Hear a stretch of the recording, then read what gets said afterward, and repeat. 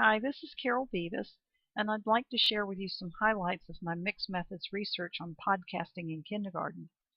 Kindergartners are required to write responses to certain pieces of literature. These performance-based writing assessments, or PBAs we call them, are scored according to a rubric. The purpose of this study was to see if podcasting could increase the at-risk kindergarten students' performance-based writing assessments. Writing is a demanding task for kindergartners, and this research asked if podcasting would be an effective intervention for these students. My focus was to answer the following questions.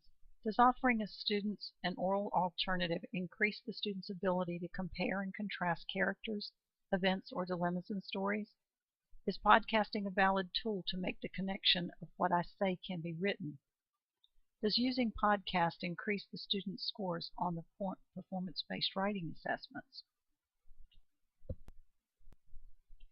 These performance-based writing assessments are new to kindergarten this year, and this study offered an oral alternative to the demanding task of writing.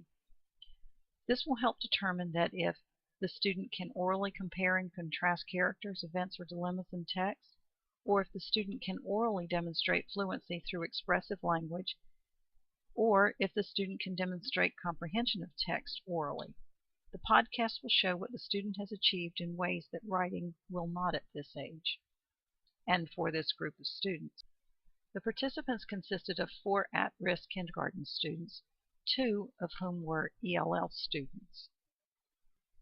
The entire class listened to the same piece of literature, and they were all asked to illustrate that piece of literature, as you can see an example here, and how that piece of literature related to their own life.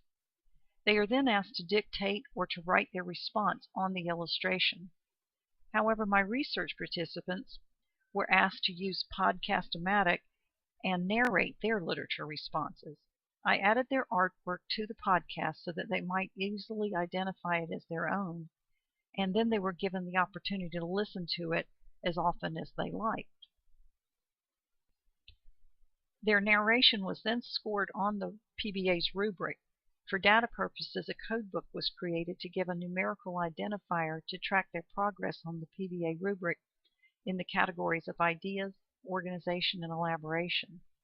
I also counted how many words the student narrated pre and post podcasting. I then wrote a 1-sentence from each of the podcasts on a sentence strip, cut it up, and asked the students to put it back together. I then used field notes to observe and kept a running log on the number of attempts it took for them to put it back together again, and what they had to say about the conventions of language as well as their frustration level on doing this task. The evidence or results show that for the performance-based writing assessments, the students made gains in the areas of ideas and organization, but not in elaboration. In understanding what I say can be written, evidenced by the reconstructing of their sentences, they showed some significant gains. However, in comparing and contrasting literature to their own lives, the data indicated that little progress was made.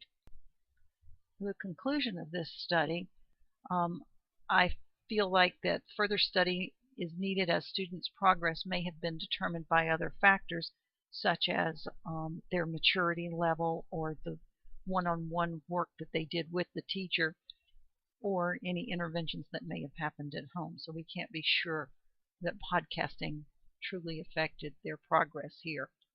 Also, scoring the rubric from the podcast did show some significant gains, although you just can't say that it was conclusively due to podcasting.